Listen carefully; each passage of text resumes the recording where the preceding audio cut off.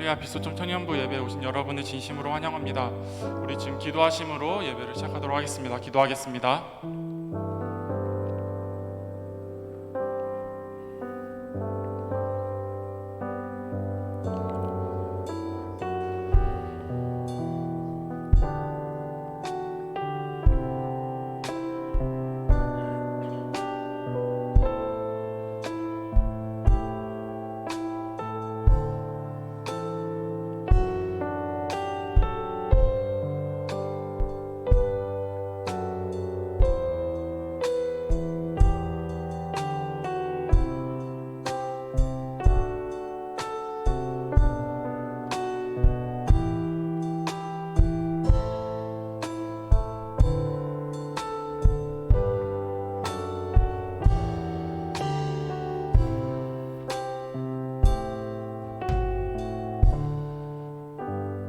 할렐루야. 하나님, 우리가 이렇게 주님을 예배하게 하시니, 주님을 찬양하게 하시니 너무나도 감사합니다. 오늘 이 시간 온전히 주님만을 높여드리며 온전히 주님만을 찬양하며 나아가는 귀한 시간 될 수 있도록 주님 도와주십시오. 주님, 우리의 소망 되어 주시니 너무나도 감사합니다. 주님을 쫓아 주님만을 바라고 주님만을 원하는 우리 청년부 될 수 있도록 주님 도와주시고 인도하여 주십시오. 지금 이 시간 온전히 주님만을 바라봅니다. 이 시간 우리에게 깊은 은혜를 허락하여 주시고 성령의 충만함을 우리에게 허락하여 주십시기를 간절히 소망합니다. 이 모든 말씀 예수님의 이름으로 기도드렸습니다. 아멘. 하나님은 우리의 소망 되십니다. 믿으십니까? 네. 우리가 우리의 소망 되신 예수님을 바라볼 때 온전히 주님을 우리의 마음의 중심을 향하여 나아갈 수 있는 것 같습니다. 우리 그 소망 되시고 우리의 기쁨 되신 그 하나님을 우리 기쁨으로 찬양하기 원합니다.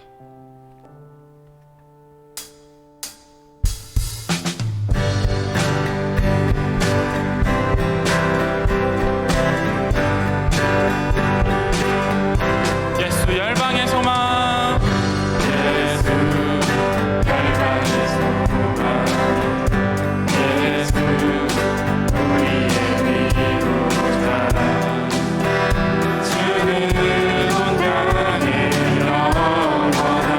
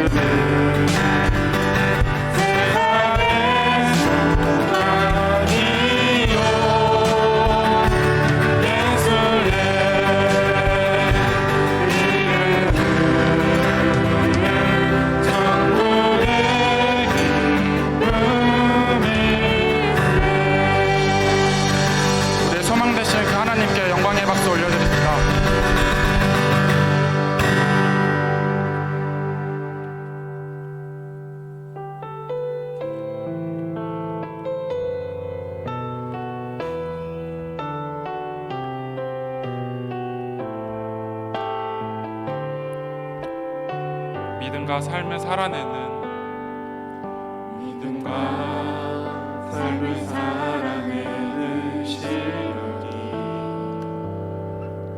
너무나 다른 내 모습을 볼 때 이 모습도 주가 사랑하실까 자신 없는 내 모습 그저 주님 앞에 있네 나 같은 자도 사랑하여 주시고 한 번도 나를 떠나지 않으셨네 아픔 속에 주를 작게 여긴 나 꾸짖지 않으시고 내 손 잡아주시네 오직 주님 안에 두려움 없네 고난을 통해 날 만드심을 믿네 주님만이 내 모든 것 대신에 주의 강한 손 날 붙드시네 오직 주님 안에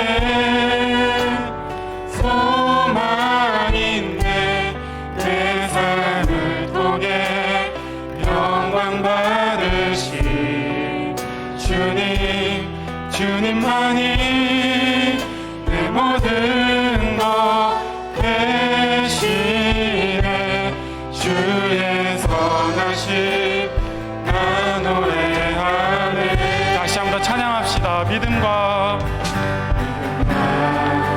삶을 살아내는 실력이 너무나 다른 내 모습을 볼 때에 이 모습도 주가 사랑하실까 자신 없는 내 모습 그저 주님 앞에 있네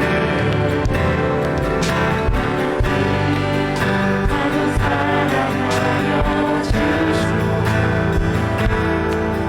한 번도 나를 떠나지 않으셨네 아픔 속에 주를 찾게 여긴 나 꾸짖지 않으시고 내 손 잡아주시네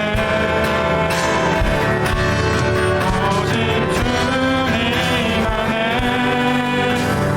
두려움 없네 고난을 통해 날 만드시는 주님만이 내 모든 것 대신에 주의 강한 손 날 붙드시네 오직 주님 안에 소망인데 내 삶을 통해 영광 받으신 주님만이 내 모든 것 대신에 주의 선하심 나 노래하네 오직 주님 안에 오직 주님 안에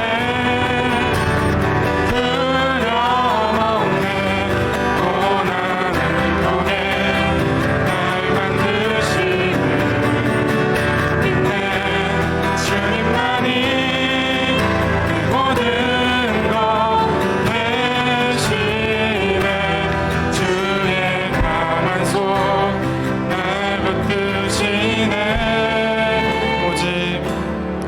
오직 주님 안에 소망인데 내 삶을 통해 영광 받으신 되신 주님, 주님만이 내 모든 것 대신에 주의 선하심 나 노래하리. 주의 선하심 나 노래하리. 주의 선하심 나 노래하리.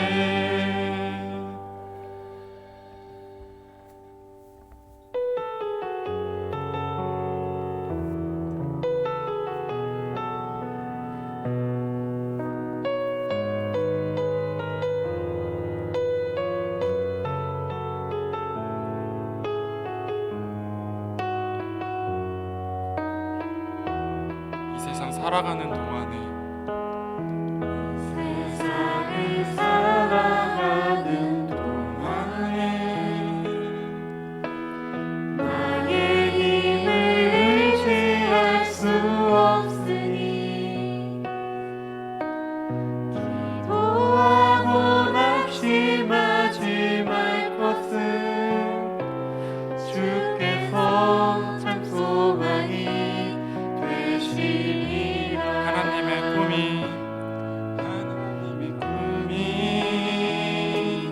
나의 비전이 되고 예수님의 성품이 나의 인격이 되고 성령님의 권능이 나의 능력이 되길 원하고 바라고 기도합니다. 다시 한 번 더 이 세상을 살아가는 동안에 나의 힘을 의지할 수 없으니 도하고 낙심하지 말 것은 주께서 참 소망이 되시니 주의 길을 걸어가는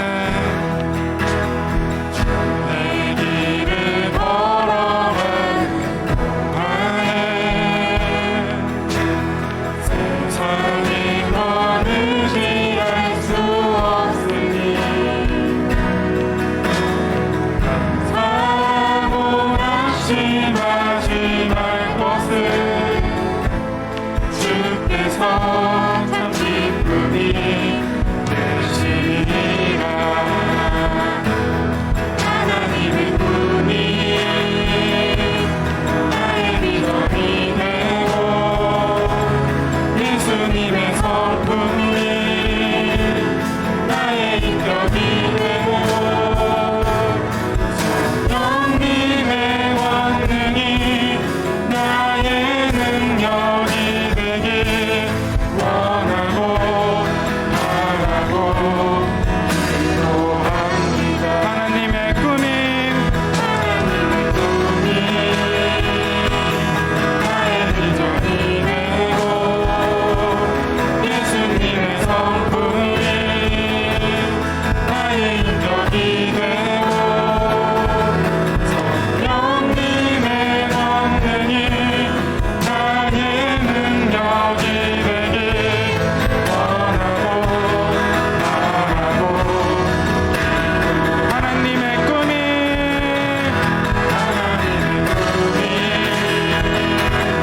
나의 비전이 되고 예수님의 성품이 나의 인격이 되고 성령님의 권능이 나의 능력이 되길 원하고 바라고 기도합니다. 하나님의 꿈이 나의 비전이 되고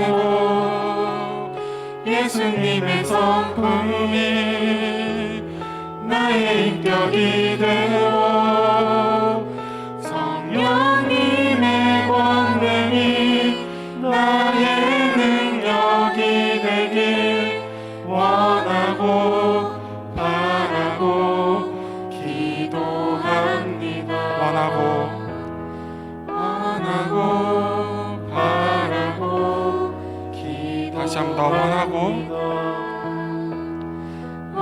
찬양하고 바라고 기도합니다.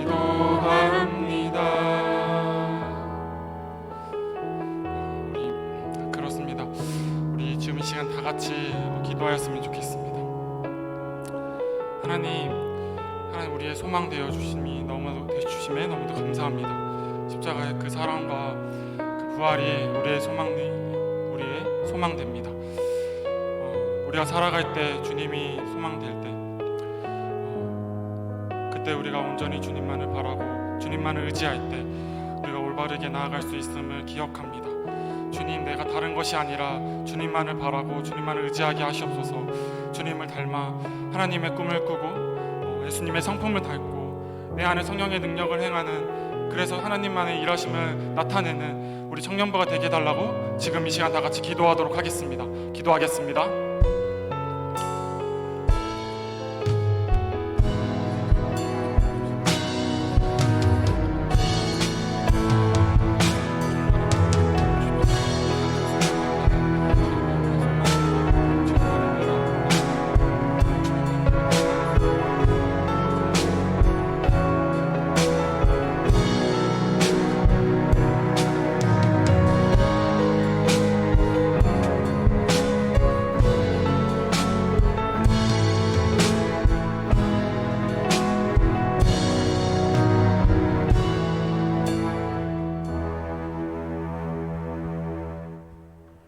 기도드리겠습니다. 하나님, 오늘도 하나님 앞에 모여 예배드릴 수 있게 하심에 감사드립니다. 이번 한 주 동안 코로나 확진자가 급격하게 많아졌습니다. 내일부터 거리두기 4단계가 적용되는데 주님 그 가운데서 저희를 지켜주시고 하루라도 빨리 코로나가 종식되어 많은 사람들이 함께 모여 자유롭게 예배드릴 수 있게 해주세요. 다음 주부터 비대면 예배가 진행됩니다. 비대면 예배를 드릴 때에도 저희가 각자의 자리에서 집중해서 하나님 만날 수 있게 해주세요. 새롭게 세워진 인리더들을 위해 기도합니다. 모두 하나님 뜻 가운데서 세워진 인리더들이 힘든 상황에서도 지치지 않고 함께 앞으로 나아가며 인리더들을 통해 청년부가 한 번 더 부흥하는 기회가 되길 소망합니다. 장마가 계속되고 있는 상황에서도 저희를 지켜주시고 오늘 말씀 주시는 목사님께 힘 주셔서 돌아오는 한 주도 말씀 붙잡고 살아가기를 원하며 이 모든 말씀 예수님 이름으로 기도드립니다. 아멘.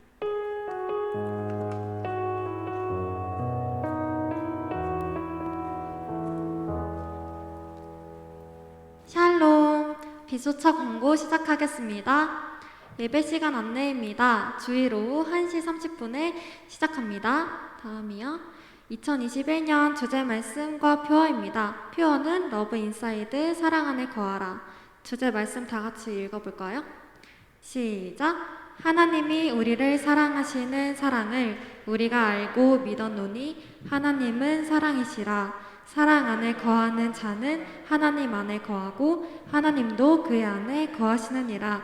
요한일서 4장 16절 말씀. 아멘.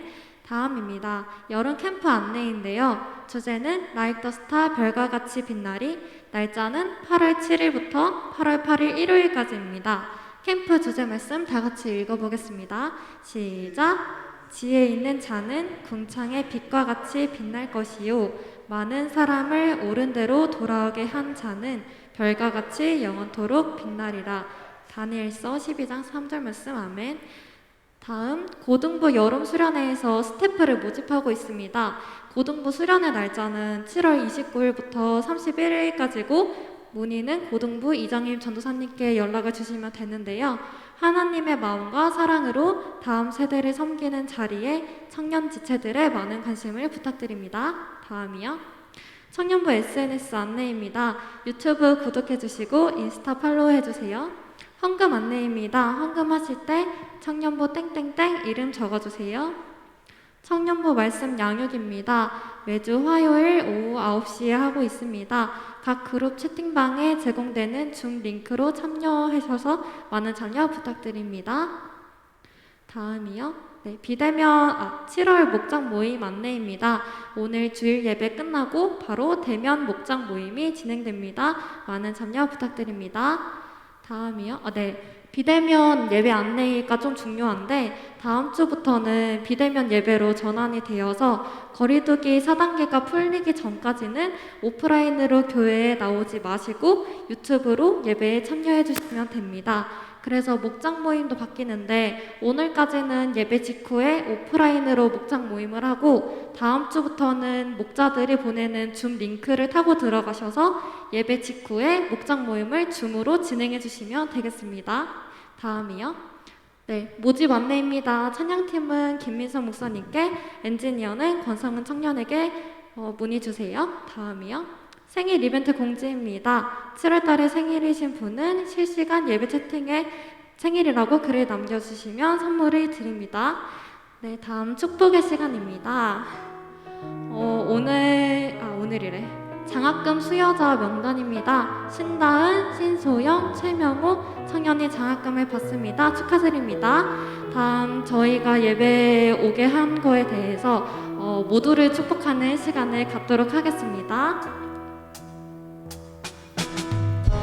하나님의 사랑이 당신의 삶 가운데 가득하기를 축복합니다.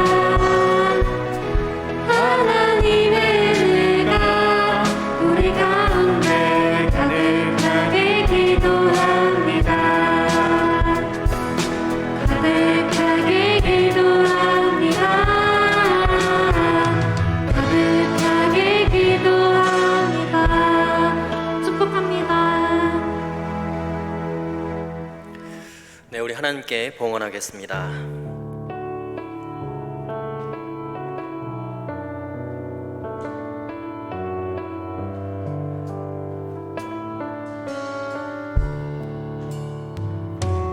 너의 마음 받으소서.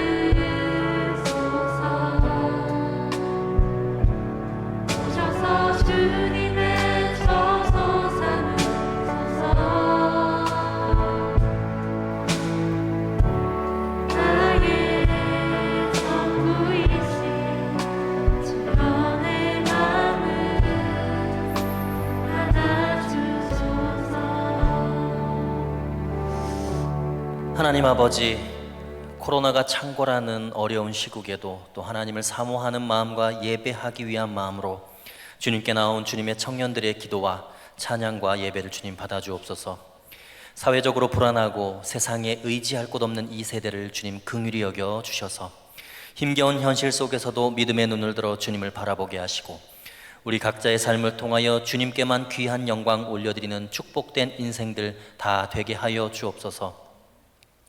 때로는 세상의 유혹에 흔들리기도 하고 때로는 좌절하고 절망할 때도 있지만 상황 속에 함몰되는 것이 아니라 크고 위대하신 하나님만을 바라보게 하여 주옵소서. 이 시간 우리를 주님의 보혈로 정결하게 하시고 우리의 몸과 마음을 거룩하게 구별하여 주셔서 하나님께만 드려지는 예배 되게 하시며 하나님께만 영광 돌리는 삶의 현장이 되게 하여 주옵소서. 작은 예물 구별하여 드립니다. 바치는 손길 위에 복을 더하시고 마음은 원이지만 드릴 것이 없어 자신의 삶을 드리며 헌신하는 청년들의 머리 위에 주님의 은혜를 내려 주옵소서. 살아있는 주의 말씀 듣게 하시고 들음으로 말미암아 그리스도의 장성한 분량이 충만한 데까지 이르는 믿음 허락하여 주옵소서. 감사하며 살아계신 우리 주 예수 그리스도의 이름으로 기도하옵나이다. 아멘.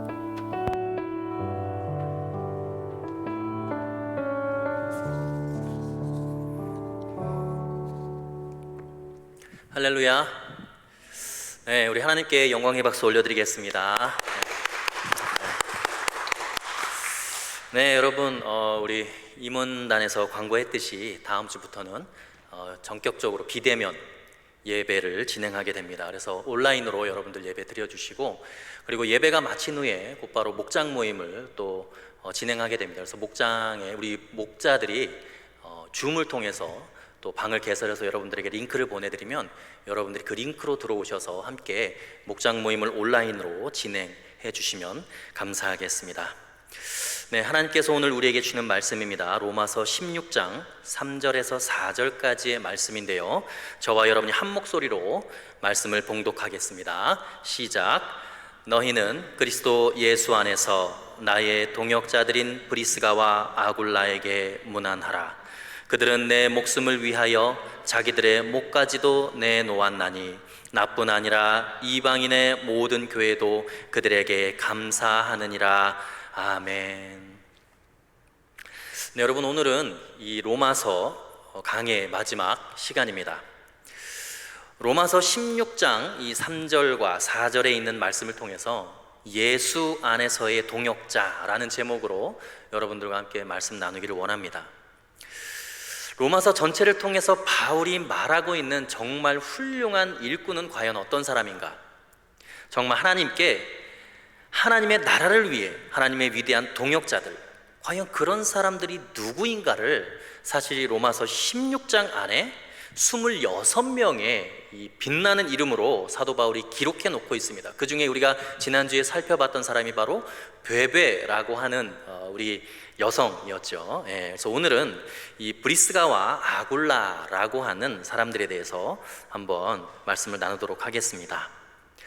과연 이 브리스가와 아굴라는 어떤 사람들인가? 이 둘은 여러분 부부였습니다. 부부. 도대체 브리스가와 아굴라가 얼마나 헌신적이었길래 성경에 이 바울 서신에만 3번의 이름이 등장하고 또 사도행전에도 이들의 이름이 3번 등장합니다. 여러분, 성경에 자기 이름이 한 번 기록되기도 굉장히 어려운데 6번이 이들의 이름이 언급이 되고 있다는 것이죠. 정말 바울이 자랑하고 싶었던 이 믿음의 동역자들, 이들이 바로 브리스가와 아굴라라는 사람들이었습니다. 이들이 과연 어떤 삶을 살았길래 바울이 이렇게 예수 그리스도 안에서 나의 동역자다라고 이렇게 자랑하고 또 성경을 기록할 때마다 이렇게 언급했을까요? 우리가 어떻게 살아가는 것이 진짜 하나님의 동역자가 되는 것일까요? 로마서를 총정리하면서 이 마지막 16장에 진짜 하나님의 일꾼이 될 수 있는 비결, 하나님의 동역자가 될 수 있는 비결을 바울이 이 브리스가와 아굴라를 통해서 우리에게 권면하고 또 이야기를 해주고 있습니다. 첫 번째, 예수 안에서 나의 동역자라는 것은 여러분, 은혜 안에 있는 동역자라는 것입니다. 이것은 하나님과 나와의 관계, 이 자신의 위치를 분명하게 파악하고 있는 사람을 이야기합니다. 이런 사람은 철저하게 하나님의 은혜 안에만 거하는 사람이에요. 여러분, 많은 사람들이, 심지어는 많은 그리스도인들이 자신이 쌓아놓은 성 안에 갇혀 있습니다. 자기를 벗어나지 못하는 거예요. 정말 하나님의 일꾼은 자기 안에 갇혀 있는 사람이 아니라 예수 안에 갇혀 있는 사람이라는 것입니다. 그래서 3절에 보시면 이 브리스가와 아굴라의 특징을 이렇게 이야기하고 있습니다. 우리 3절 말씀 다시 한번 읽어보겠습니다. 시작. 자들인 브리스가와 아굴라에게 문안하라. 자, 너희는 하면서 뭐라 그래요? 그리스도 예수 안에서 나의 동역자들인 이라고 이야기를 합니다. 예수 그리스도 안에 있는 나의 동역자들인 브리스가와 아굴라를 이라고 이야기를 하고 있죠. 그러니까 바울이 생각할 때 이 브리스가와 아굴라를 떠올리면 가장 먼저 떠오르는 것이 뭐냐면 예수 안에 있는 사람들이라는 이미지라는 거예요. 너무나 많은 사람들이 주일에는 예수 안에 있지만 주중에는 자기 안에 갇혀 있고 세상에 갇혀 있고 아주 독특하게 양다리를 걸치면서 살아가는 그리스도인들이 너무나 많습니다. 그러나 오늘 바울이 이야기하는 이 브리스가와 아굴라는 철저하게 예수 안에만 있었던 사람이라는 것입니다. 여러분, 도대체 예수 안에 있다는 것이 무엇입니까? 어떤 것이 예수님 안에 있는 것일까요? 그것은 내가 나 자신을 생각할 때 내가 예수님 밖에 있으면 나는 죄인이고 나는 타락한 존재가 될 수밖에 없다라는 자의식을 가지고 있는 사람이라는 거예요. 나는 예수님 안에 있지 않으면 형편없는 존재입니다. 나는 죄인입니다. 그래서 예수님 안에 있을 때, 그 은혜 가운데 있을 때 그 십자가의 보혈의 공로만 의지할 수밖에 없는 나는 그런 죄인입니다 라는 자의식이 있는 사람이라는 것입니다. 은혜가 필요하다는 거예요. 예수님의 은총이 너무너무나 자신의 삶에 필요하다는 것입니다. 여러분은 자신에 대해서 어떻게 생각하고 살아가고 계십니까? 스스로 내 열심과 내 물질과 내 지혜로 하나님의 일꾼이 될 수 있고 내 실력이 이만큼 있기 때문에 내 인생 성공할 수 있다고 생각할 때는 그 순간에는 여러분 예수님 밖에 있는 거예요. 예수님 안에 거하고 있는 게 아니라 자기 안에 거하고 있는 것이죠. 자기가 쌓은 성 안에 자기가 성주가 되어 있는 꼴입니다. 그것은 예수 안에 있는 것이 아니라 예수 밖에 있는 거예요. 하나님의 일을 하는 것이 아니라 자기 일을 하는 것뿐입니다. 자기의 능력과 힘으로 하기 때문에 자기 자랑이 될 수밖에 없는 거예요. 근데 정말 그리스도인이 예수 안에 있는 동역자들의 특징이 뭐냐면 모든 것이 은혜로 인식이 되는 것입니다. 예수님의 은혜 없이는 나는 살 수 없습니다. 은혜를 잃어버리면 나는 흉악한 죄인이 될 수밖에 없습니다. 라는 고백이죠. 이것이 그리스도 예수 안에 있는 일꾼들의, 하나님의 동역자들의 특징이라는 것입니다. 이것이 사실 바울 신학의 핵심이기도 합니다. 그리고 로마서의 아주 중요한 신학적인 초점이기도 해요. 그래서 바울이 뭐라 그럽니까? 그리스도 예수 안에 있으면 새로운 피조물이다 라고 이야기를 하는 거예요. 예수 밖에 있으면 옛사람이라는 거예요. 악한 존재라는 것입니다. 이것이 기독교의 신앙 고백이죠. 오직 믿음으로, 오직 은혜로, 오직 예수만으로. 여러분, 이것이 복음의 본질 아닙니까? 그렇다면 그리스도 예수의 일꾼들은 진짜 하나님의 일을 하려면 이 자기의 죄성에 대한 자각이 없으면 불가능하다는 것입니다. 이것이 사실 절대적으로 중요합니다. 그런데 여러분, 그거 참 인정하기가 정말 힘든 것 같습니다. 예수 믿으면서 정말 내 생을 마감할 때까지 끝까지 내가 죄인이라고 고백할 수 있는 사람이 여러분 몇 명이나 될까요? 여러분, 한국교회가 이렇게 대형화되고 영향력 있는 수많은 믿음의 선배들, 목회자들을 배출했으면서도 지금 이렇게 몰락의 길을 가는 이유가 뭘까요? 왜 이렇게 기독교가 세상으로부터 평가가 안 좋고 인식이 안 좋을까요? 목회자들이 타락했고 교회가 세습하고 분열하고 그 모든 이유 중에 여러분 가장 본질적인 이유는 기독교인들이 너무나 의로워져 있기 때문이에요. 예수 안에 있지 않고 나의 실력과 능력과 스스로 자기 의로움에 갇혀 있기 때문에 그렇다는 거예요.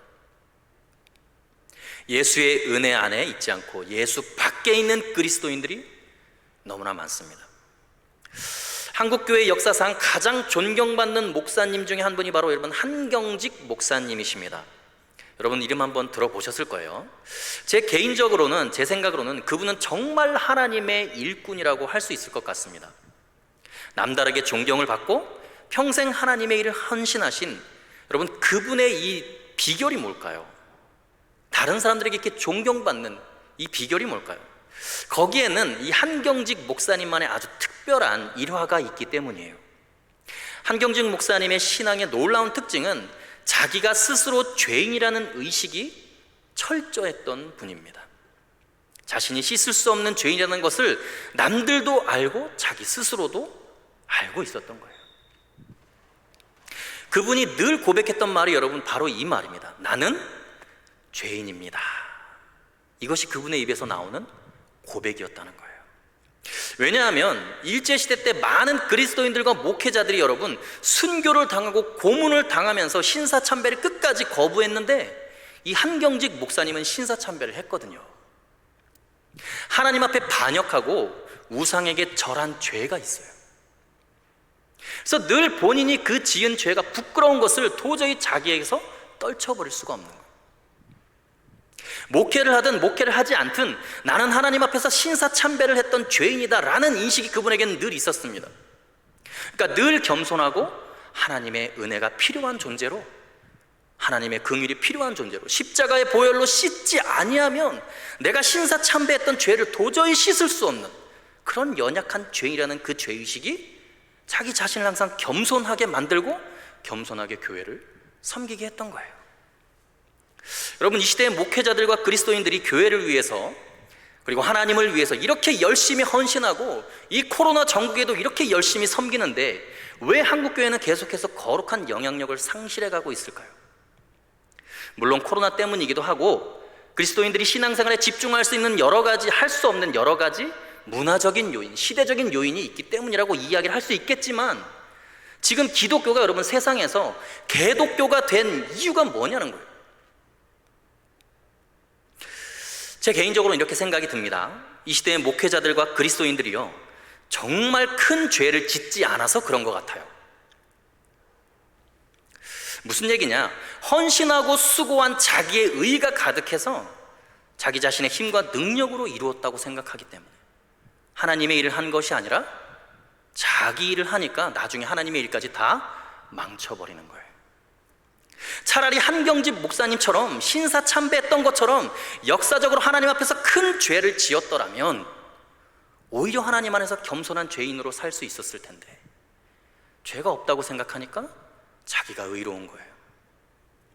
일제시대 때 모든 분들이 여러분 다 그런 것은 아니지만 신사참배를 끝까지 반대하고 믿음을 끝까지 지키면서 고문을 당하다가 겨우겨우 살아남았던 많은 그리스도인들이 해방 이후에 한국교회가 분열하고 쪼개지는 일에 가장 중요한 역할을 하게 됩니다. 계속해서 남을 정죄하면서 나는 이렇게 신사참배 거부하면서 헌신했는데 목숨 걸고 내 믿음 지켰는데 너희들은 뭐냐고 계속해서 팔을 갈라나가고 교단을 갈라나갑니다. 계속해서 교회를 쪼개나가는 거예요.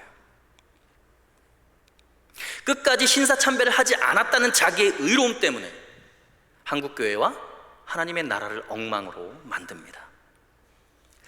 하나님 앞에 차라리 죄를 지었더라면 예수님 안에 있을 테고 또 겸손했을 테고 하나님의 일을 할 수 있었을 텐데 하나님 앞에서 자기가 의롭다고 생각을 하니까 하나님의 일을 다 망가뜨리는 거예요. 여러분, 그리스도 예수의 일꾼의 특징은 철저하게 자기가 죄인인 것을 인식하고 은혜 안에만 거하는 사람입니다. 은혜 없으면 나는 살 수 없는 사람입니다 고백할 때 하나님의 동역자가 될 수 있는 거예요. 그래서 사도 바울이 그러잖아요. 나는 죄인 중에 괴수로다. 바울은 세월이 갈수록 자기에 대한 이 죄의식의 고백이 너무나 많았습니다. 왜 그렇습니까? 자기가 스데반을 돌로 쳐 죽인 그 현장에 있었거든. 그 중에 한 명이었거든. 교회를 잔멸하고 그리스도를 믿는 사람들을 다 잡아 죽이고 옥에 가뒀던 장본인이 바로 자기예요. 그러니까 본인이 죄인 중에 괴수라고 고백하지 않을 수가 없는 거예요. 그 고백이 자기 자신을 늘 하나님 앞에서 겸손하게 만들었던 거예요. 예수님 안에 거하지 않으면 나는 죽을 수밖에 없는 죄인입니다 라는 고백이 우리에게 있어야 됩니다. 오직 은혜만 그렇게 겸손하게 바울은 수고한 거예요. 그래서 내가 다른 모든 사도들보다 수고하였으나 내가 아니요 오직 나와 함께 하신 하나님의 은혜로다. 은혜 안에 거하는 동역자로, 하나님의 동역자로 바울은 끝까지 헌신할 수 있었던 거예요. 저는 오늘 여러분들에게 말씀으로 도전하고 싶습니다. 여러분 정말 하나님의 일꾼입니까? 여러분들 정말 하나님의 동역자이십니까? 아니면 여러분 개인의 일을 하고 있습니까?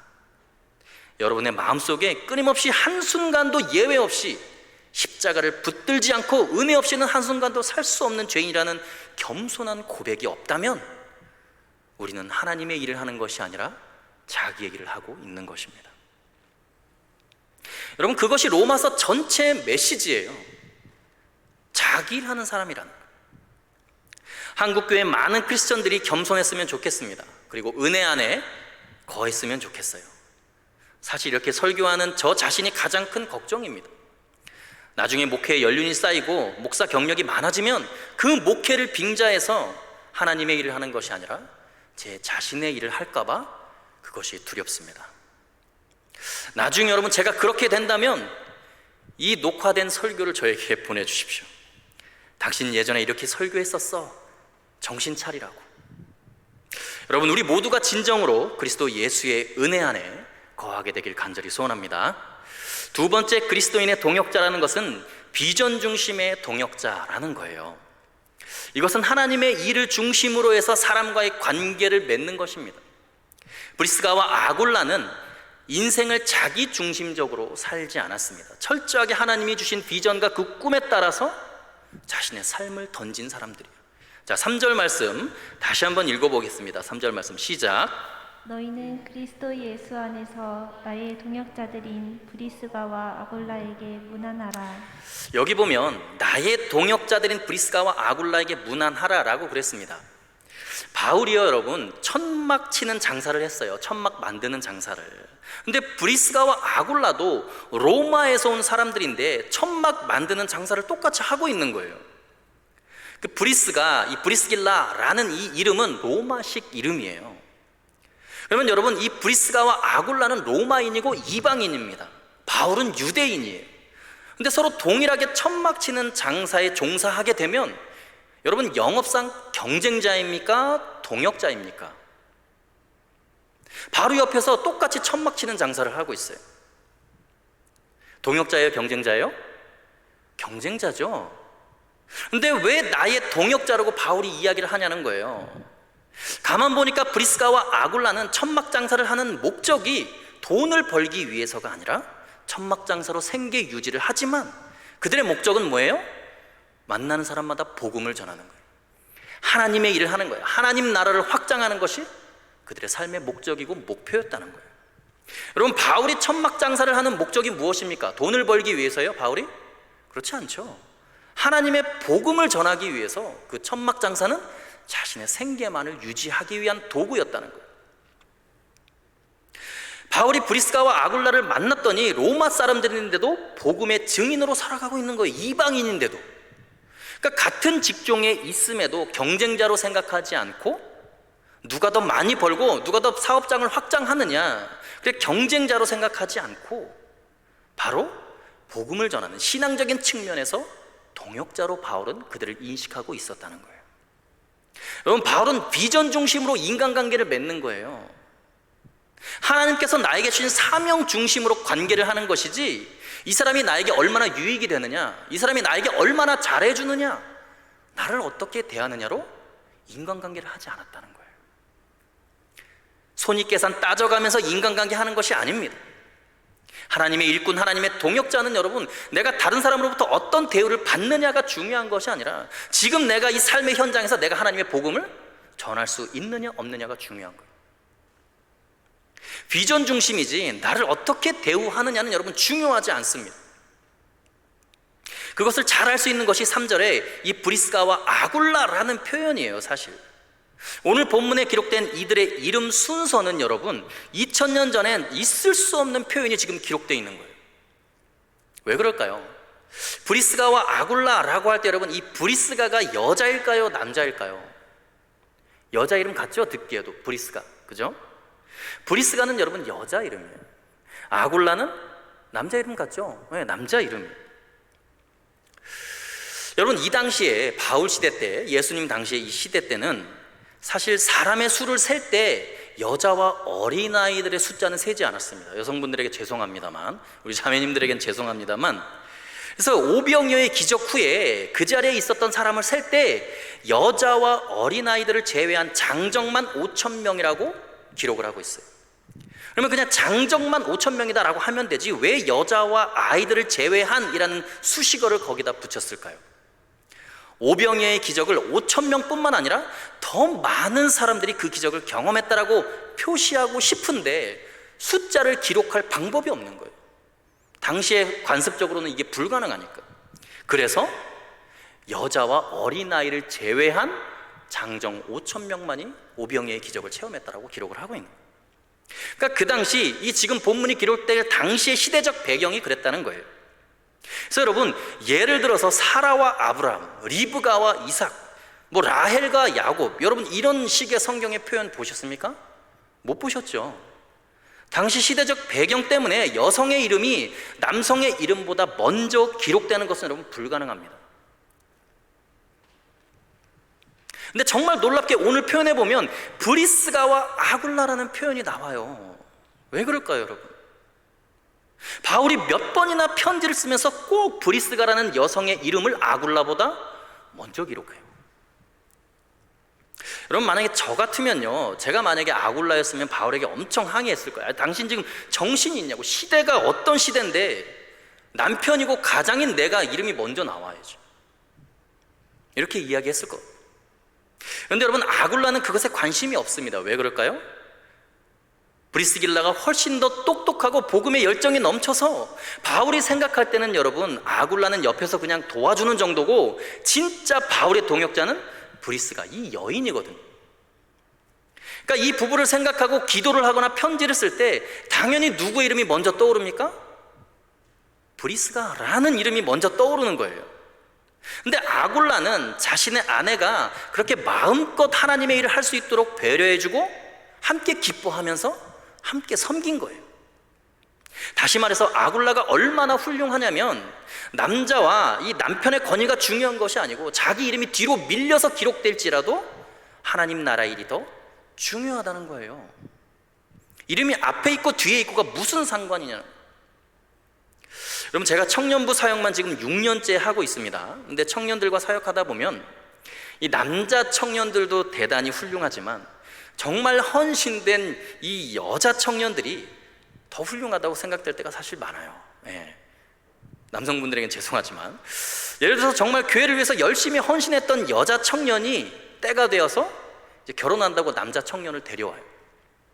가끔씩 제가 마음이 어려울 때가 많이 있습니다. 이렇게 똑똑하고 훌륭한 자매가 어떻게 저런 이상한 남자를 상대로 골랐을까? 그래서 제가 심지어는 뒤로 데려가서 다시 생각해봐라. 짝이 아닌 것 같다. 네가 너무 아깝다. 그리고 나서 여러분, 사실은 결혼해서 부부가 되고 같이 함께 살죠. 그리고 부부가 되어서도 하나님의 나라를 위해서, 교회를 위해서 둘이 같이 섬깁니다. 그런데 여러분, 부부가 되어서 같이 섬기니까 어떨 것 같아요? 남자가 더 잘할 것 같습니까? 여자가 더 잘 섬길 것 같습니까? 역시나 여자가 더 잘 섬겨요. 형제보다 그 자매가 더 뛰어난 거예요. 그 형제는 뭐 하는지 모릅니다. 그냥 운전만 해주고 교회에 데려다주고 데려가고 이거밖에 안 해요. 근데 그 자매가 열심히 섬겨요.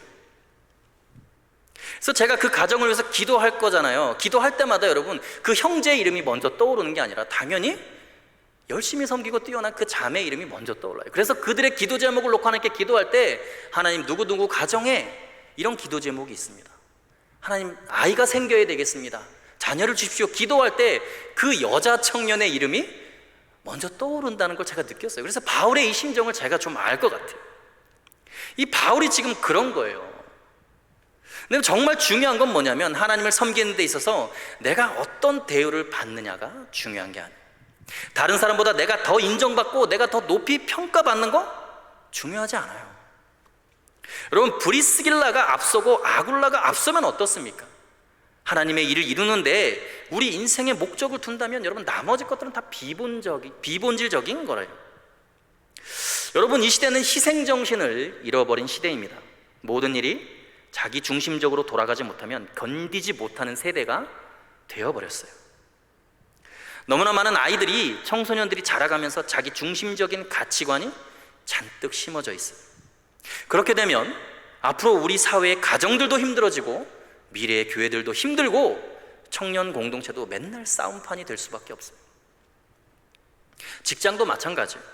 맨날 직장 옮길 생각만 하는 거예요. 그냥 정말 지금 이곳에서 만나는 사람들 사이에서 내가 어떻게 하면 하나님 나라의 그 비전을 이룰 것인가, 그 비전 중심이라면 내 이름이 그 사람의 이름보다 조금 뒤에 기록되고 조금 무시되고 조금 사라지는 것이 뭐가 상관이 있냐는 거예요.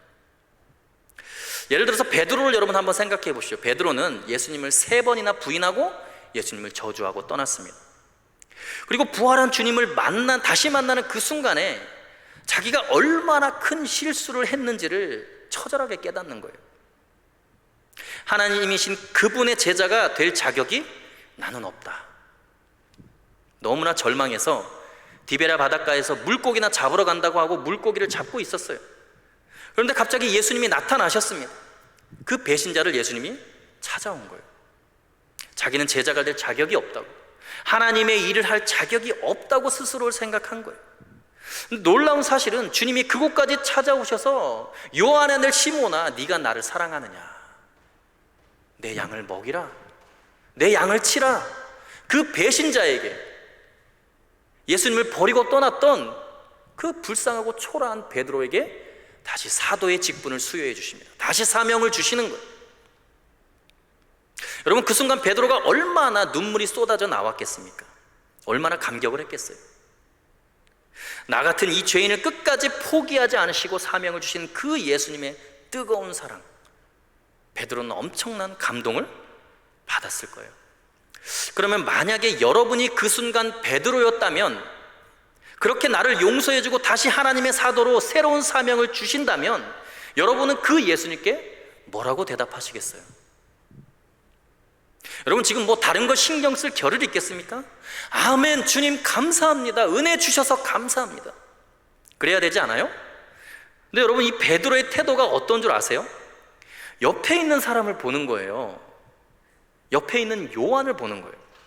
늘 예수님의 품에 안겨 있었던 요한, 아무리 생각해도 예수님이 자기보다 더 사랑했던 저 요한.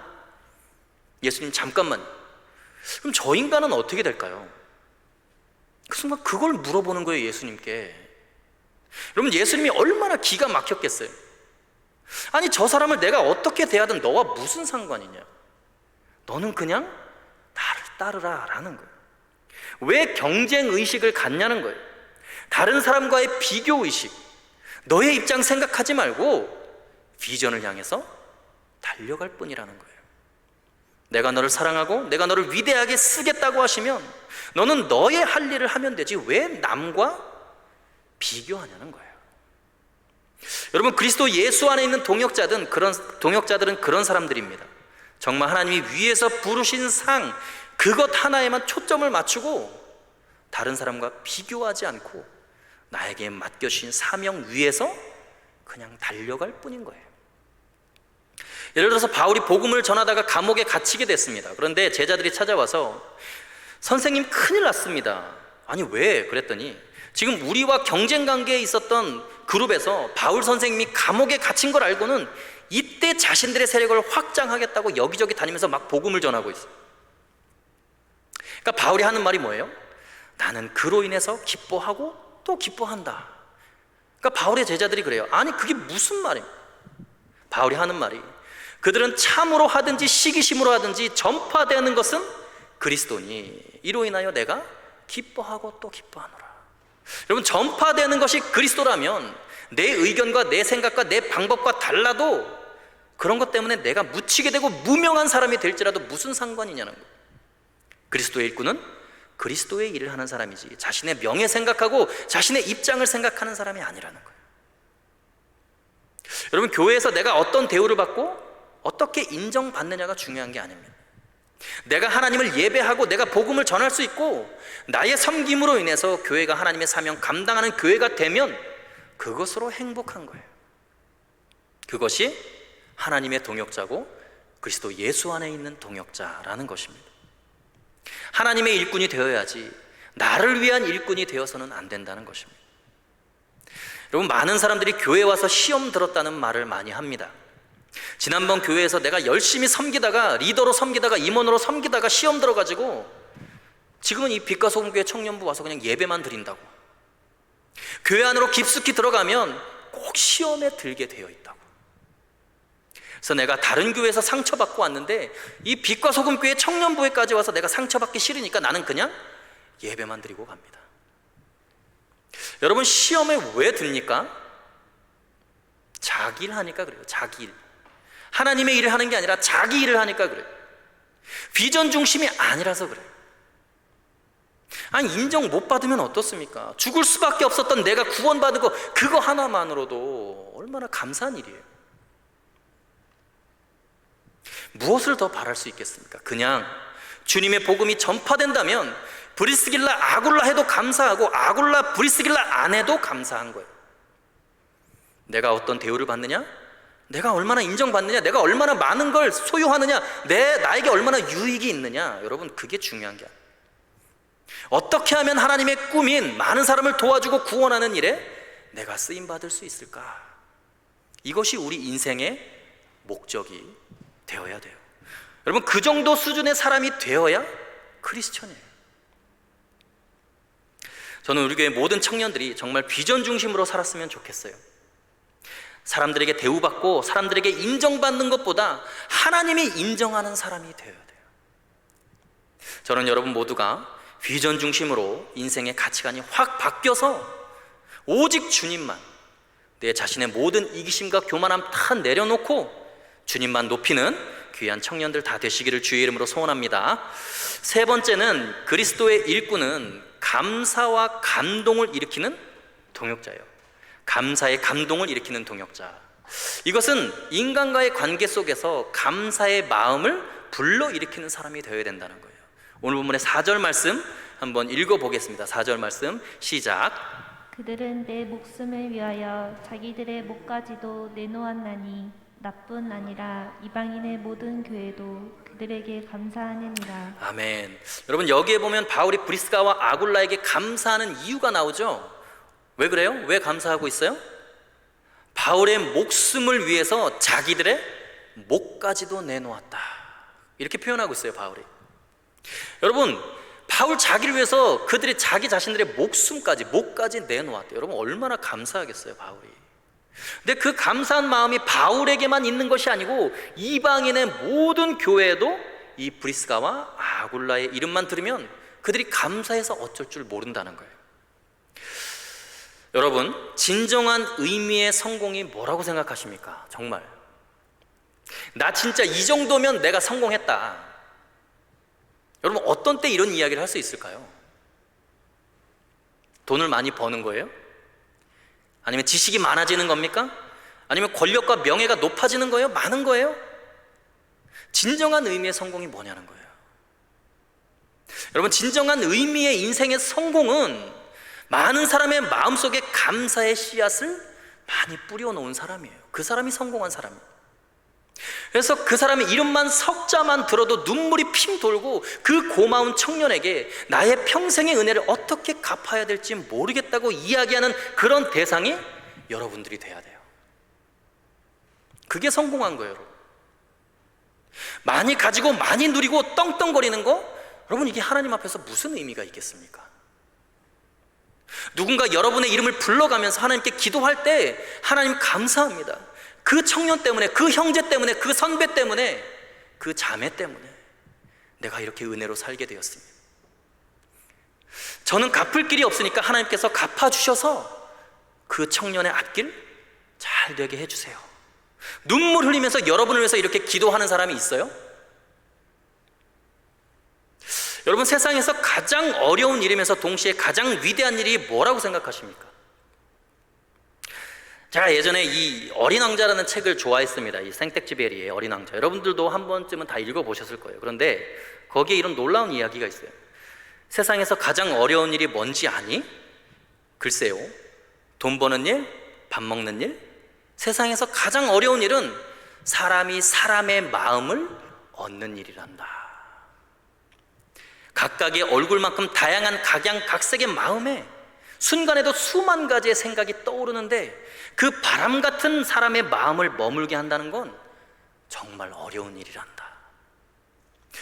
바람 같은 사람의 마음을 머물게 한다는 거, 여러분, 사람의 마음을 얻는다는 거, 이게 대단히 어렵다는 거예요. 누군가가 길을 걸어갈 때, 백화점에서 물건을 볼 때, 좋은 책을 볼 때 그 사람의 마음에 여러분이 생각나고 여러분의 이름 석자 위에 그 사람의 마음이 머물게 된다면 여러분이 얼마나 놀라운 존재냐는 거예요. 얼마나 훌륭한 존재냐는 거예요. 다른 사람의 마음속에 자리 잡혀 있는 사람, 여러분의 삶이 그런 삶입니까? 여러분이 어떤 사람에게 사랑을 베풀어서 그 사람이 고개 숙여서 기도하려고 할 때 여러분의 이름이 떠오르는 거예요. 감사한 마음을 여러분에게 가지는 거예요. 여러분에게 그런 사람이 있습니까? 여러분은 어떤 삶을 살고 계십니까? 여러분의 이름 석자 때문에 감격해하고 눈물 흘리며 기도하는 사람들이 있어요? 그것이 그리스도의 일꾼이라니까요. 그것이 하나님의 동역자예요. 한평생 살면서 누군가의 마음에 감동과 감사의 마음 하나 일으키지 못한다면 인생 헛산 거예요, 여러분. 브리스가와 아굴라, 그들은 왜 그렇게 바울의 마음에 감동을 주었을까요? 오늘 보면 4절 말씀 다시 한번 읽어보겠습니다. 4절 말씀 시작. 그들은 내 목숨을 위하여 자기들의 목까지도 내놓았나니 나뿐 아니라 이방인의 모든 교회도 그들에게 감사하느니라. 자, 그들은 내 목숨을 위하여 자기들의 목까지도 내놓았다라고 바울이 이야기를 합니다. 여러분, 지금 브리스가와 아굴라가 정말 하나님의 일꾼이라면, 하나님의 사람이라면 하나님을 위해서 목을 내놓아야지 왜 사람을 위해서 목을 내놓습니까? 하나님을 위해서 자신들의 목숨을 바쳐야지 왜 사람인 바울을 위해서 자신들의 목을 내놓냐는 거예요. 이 시대에 많은 그리스도인들이 나는 하나님과 교회를 위해서 일한다고 생각을 하면서, 헌신한다고 하면서 소외되고 어려워하고 힘들어하는 다른 사람을 외면합니다. 하나님의 일에 헌신한다고 하면서 사람과 영혼의 초점이 맞춰져 있지 않은 거예요. 나는 오직 하나님을 위해서 충성한다고 하면서, 내가 교회를 바로잡겠다고 하면서 많은 이야기들 하지만 정작 어려움에 처한 사람 하나 도와주지 않으면서 실제로 하나님의 일을 하고 있다고 착각을 하고 있는 거예요. 여러분, 브리스가와 아굴라가 위대한 하나님의 일을 했던 것은 바울을 위하여 목을 내놓는 것이 그들에게는 하나님의 일이었어요.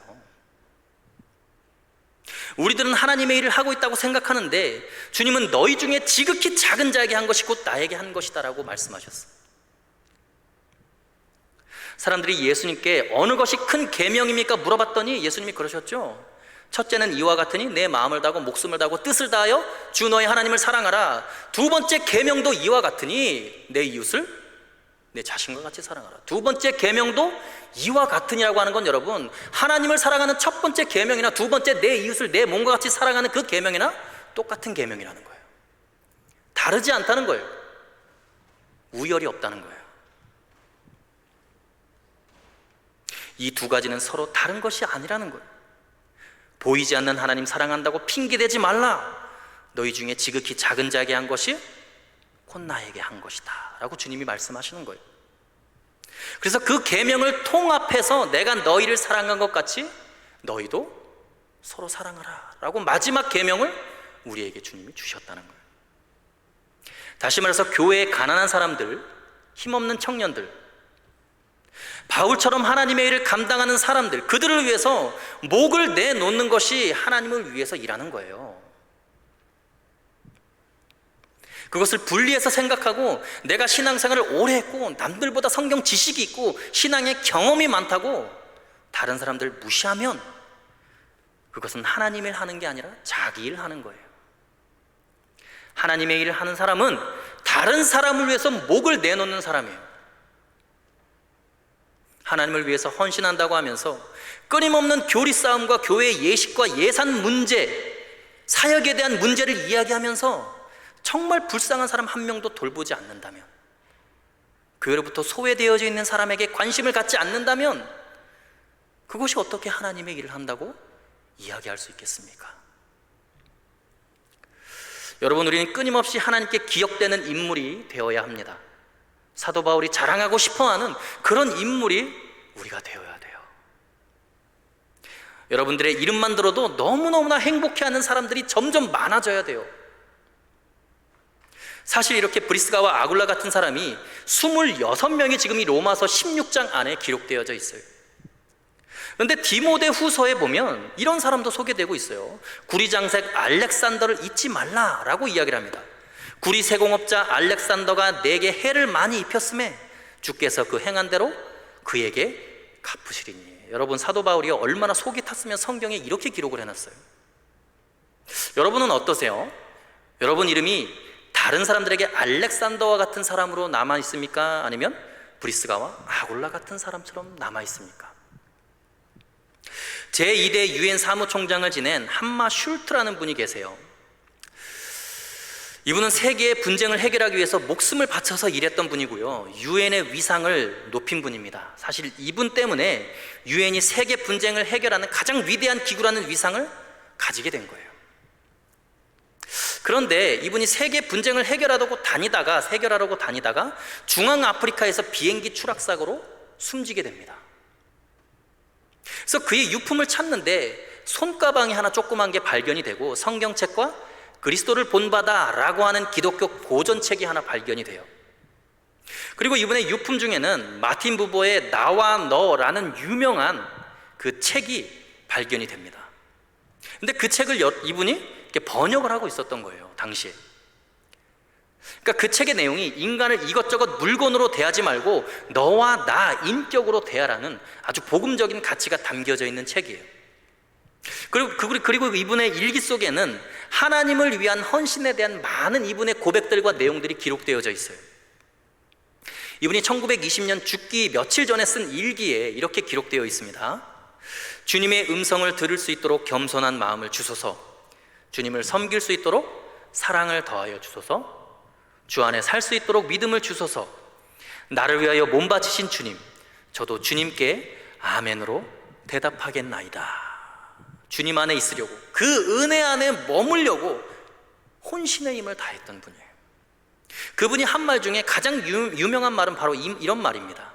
사람은 누구나 모든 사람이 웃는 가운데 혼자 울면서 태어난다. 그러므로 사람은 모든 사람이 우는 가운데 혼자 웃으면서 죽을 수 있는 삶을 살아야 한다. 여러분, 이게 무슨 말입니까? 맞는 말이죠. 여러분이 태어날 때 주변의 모든 사람들은 행복해하고 웃고 있었어요. 근데 여러분이 태어날 때 여러분 혼자 울고 있었어요. 갓난아이로 태어날 때. 그 다음 말이 정말 멋진 말입니다. 그러므로 사람은 모든 사람이 우는 가운데 혼자 웃으면서 죽을 수 있는 삶을 살아야 된다는 거예요. 여러분이 죽을 때는 여러분이 수많은 사람을 도와주고 그 사람들을 돌봐준 그 보람과 행복감으로 여러분들은 웃으면서 죽는데, 주변에 있는 그 도움을 받았던 수많은 사람들이 여러분의 죽음을 통해서 너무나 슬퍼하고 안타까워해야 된다는 거예요. 저는 여러분들이 그런 사람이 되기를 바랍니다. 여러분, 나이가 들어가고 있을 때는 여러분 이미 늦어요. 청년 시절부터 다른 사람에게 귀감이 되고 많은 사람에게 존경받는 청년들이 되어야 돼요. 오늘 바울은 브리스가와 아굴라를 생각하면서 그런 생각을 하는 거예요. 이방인의 모든 교회도 그들에게 감사한다. 우리 빛과 소금교회 청년들이 그런 청년들이 되었으면 좋겠습니다. 이 태계현 지역에 있는 많은 가난한 어르신들, 불쌍한 청년들, 소외되어져 있는 청년들, 여러분들의 이름을 불러가면서 그들이 정말 고마운 빛과 소금교회 청년들이다, 정말 예수님의 제자들이다, 빛과 소금교회 청년들이 있어서 내 인생이 바뀌었다고, 빛과 소금교회 성도들이 있어서 실패할 수밖에 없었던 내 인생이 살아났다고, 여러분들 가운데 그런 하나님의 일꾼들이 많이 나왔으면 좋겠어요. 그러려면 여러분 세 가지를 기억해야 되죠. 오늘 설교에 제가 이야기를 했죠. 그리스도인의 일꾼 첫 번째는 뭐였어요? 은혜 안에 거해야 된다. 은혜 안에 거해야 된다. 늘 겸손하게 주님의 은혜 안에 거해야 돼요. 두 번째는 뭐예요? 비전 중심의 사람이 되어야 된다. 비전 중심으로 다른 사람과 인간관계를 하는 거예요. 나에게 손익계산을 따져서 인간관계를 하는 게 아니에요. 세 번째는 무엇입니까? 사람의 감사와 감동을 불러일으키는 그런 사람들이 되어야 됩니다. 여러분이 꼭 그런 예수 그리스도 안에 거하는 믿음의 동역자들이 다 되실 수 있기를 간절히 소원합니다. 이 시간 함께 기도하겠습니다.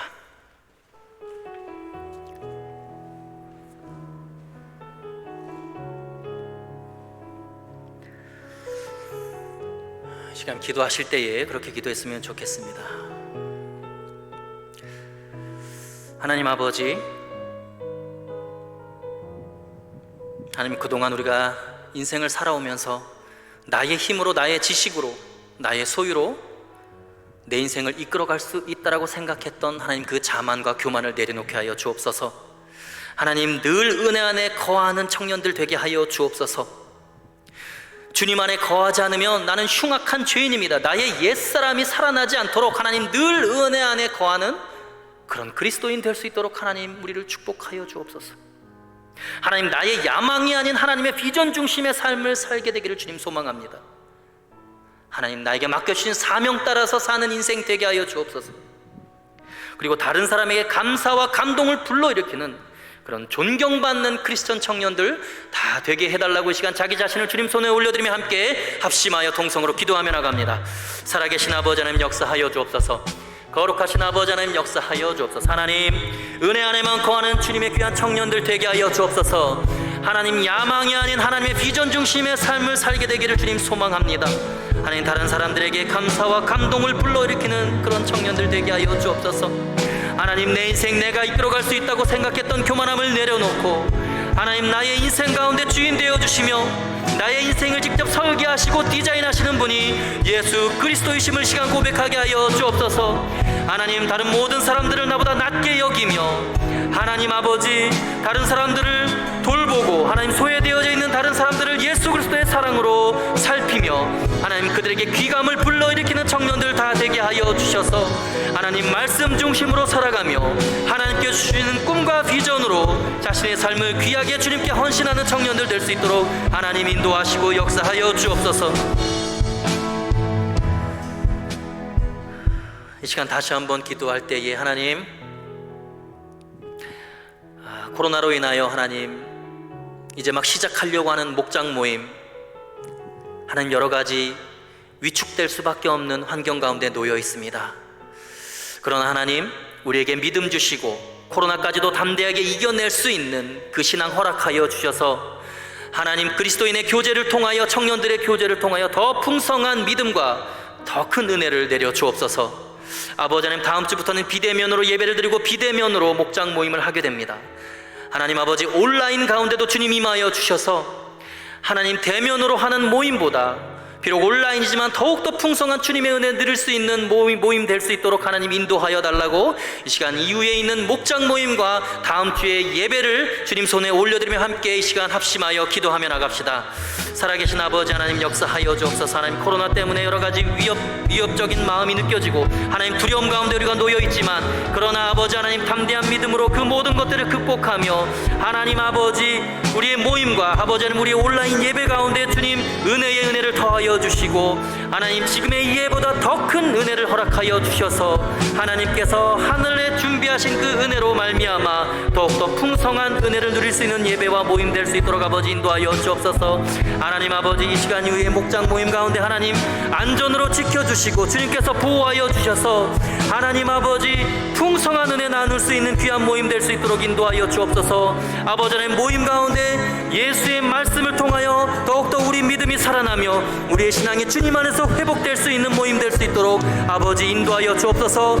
우리의 입술의 나눔 가운데 함께하여 주시고 우리의 마음의 고백 가운데 주님 역사하여 주셔서 서로가 서로에게 믿음의 힘이 되고 의지가 되고 믿음의 형제 자매로서 서로의 기도 제목을 나누며 함께 서로를 위해 기도하며 중보하는 그런 귀한 청년들 될 수 있도록 아버지, 우리 빛과 소금교회 청년부 가운데 은혜를 내려 주옵소서.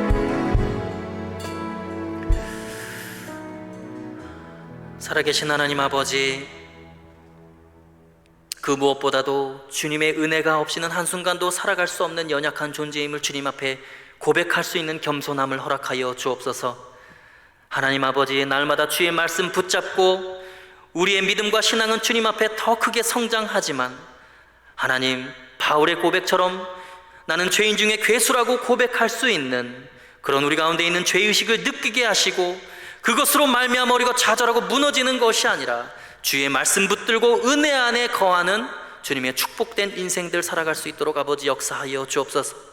하나님, 나의 야망이 아닌 하나님의 비전 중심의 삶을 살게 하시며 하나님의 나라와 하나님의 꿈을 확장해 나가는 그런 귀한 청년들 되게 하시며 그리스도의 사랑으로 이 시대를 변화시켜가는 하나님의 담대한 그리스도인 될 수 있도록 아버지 역사하여 주옵소서.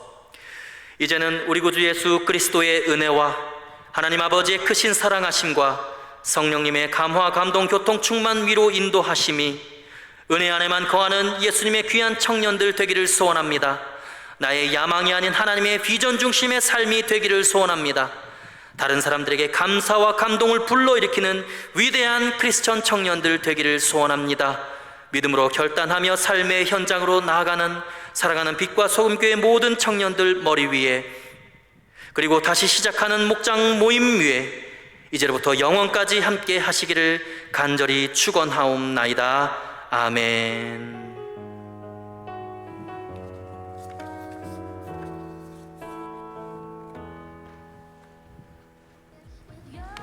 네, 오늘도 목장별로 먼저 모여주시면 감사하겠습니다. 여기가 안선빈 목장, 2분단이 양지연 목장, 3분단이 엄다희 목장 모여주셔서